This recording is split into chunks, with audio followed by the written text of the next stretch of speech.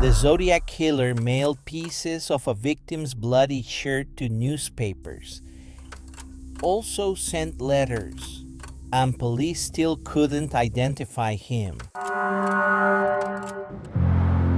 He didn't just commit murders, he turned fear into a public spectacle.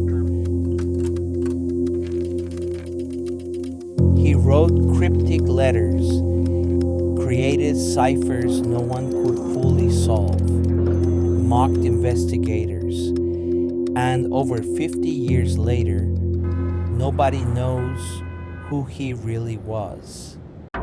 This is the story of America's most haunting unsolved serial killer.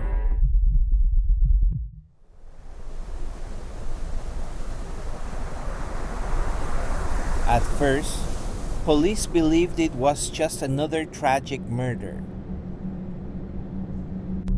December 20th, 1968, Lake Herman Road, Vallejo, California. 17-year-old David Faraday and 16-year-old Betty Lou Jensen were on their first date. What began as a quiet Friday night ended in terror.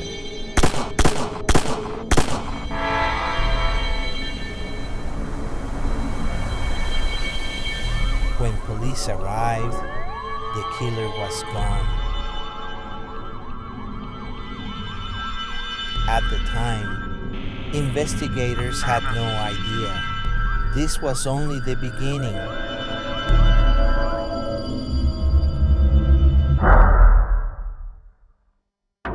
The killer returns. 7 months later, the phone rang, and just minutes before, on July 4, 1969, on a parking area near Blue Rock Springs Park, a 22-year-old Darlene Farron and a 19-year-old Michael McGill, the killer attacked again. But this time, something changed. Police Department. How may I help you? This is the Zodiac speaking. The killer wanted credit. Then the letters started arriving. In the weeks that followed, the Zodiac Killer stopped hiding. He began communicating directly with the public. Letters arrived at newspapers across California. Inside were ciphers, threats, and promises of more violence. Then, one of the codes was finally solved. But instead of revealing his identity, it revealed his obsession.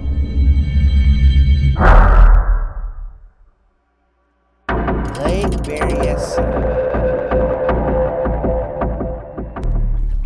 September 27th, 1969. Lake Berryessa.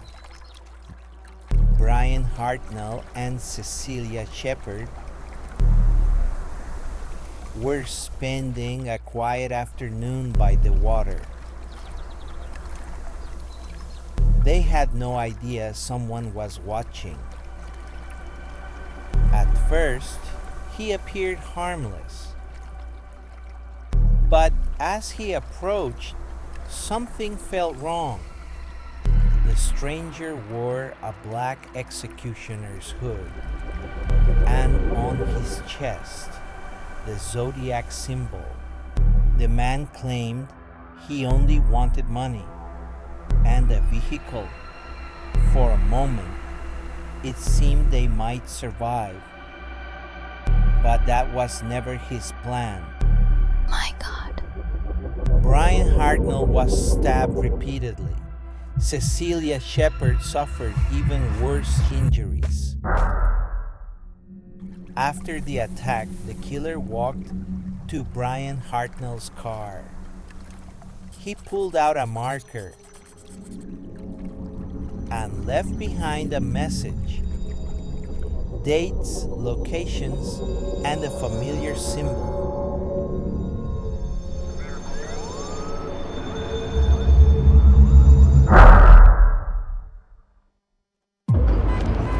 The Zodiac Killer had struck again, and this time he left no doubt. The entire state was watching.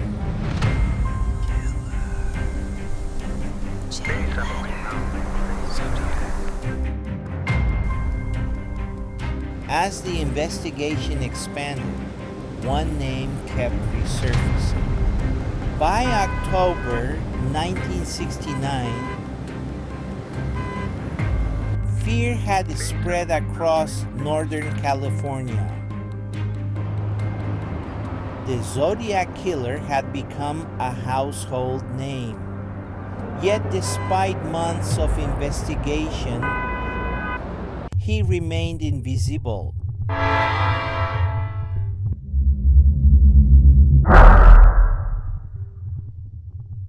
The taxi ride.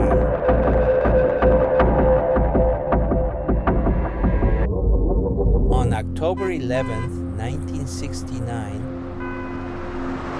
taxi driver Paul Stein picked up a passenger in downtown San Francisco.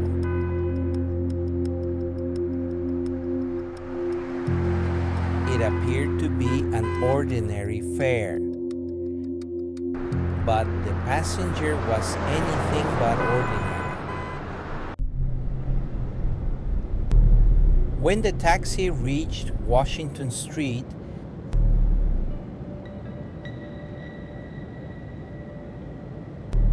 the passenger pulled a weapon. Within seconds, Paul Stein was dead.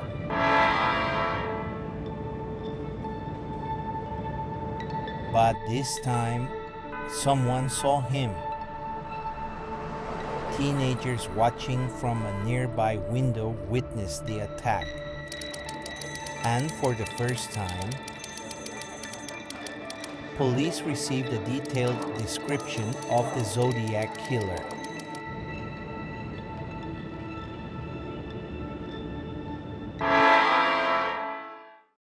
Officers flooded the neighborhood. Patrol cars searched the surrounding streets. Then something extraordinary happened. A police unit reportedly encountered a man matching the suspect's description. But due to a communication error, he was allowed to walk away. If the reports were accurate, the Zodiac Killer may have been stopped and then unknowingly released. A few days later, another letter arrived. This time, the Zodiac included something investigators could not ignore: a piece of Paul Stein's bloody shirt. It was proof that the killer was watching, proof that he was still in control.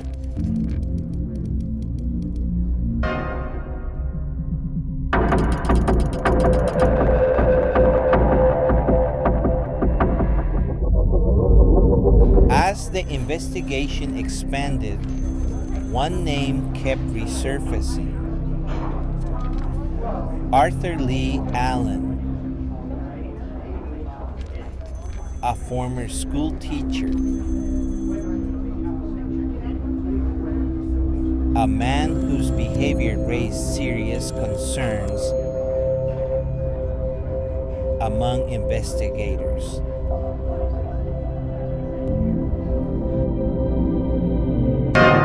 Some of the evidence seemed impossible to ignore. He owned a Zodiac brand watch. The symbol on the watch looked remarkably similar to the killer's signature.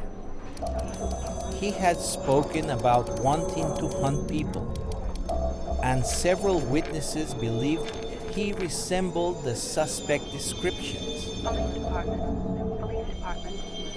Police department. How may I help you? But there was a problem. Investigators could never prove it. Fingerprints didn't match. Handwriting comparisons remained inconclusive.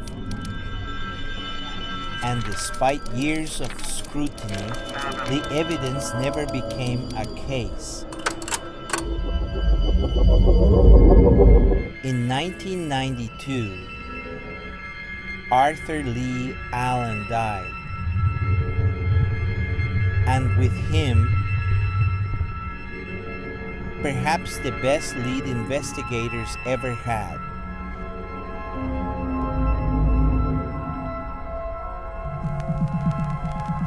More than half a century later, the identity of the Zodiac Killer remains unproven. The evidence points in many directions. The answers remain hidden in the darkness,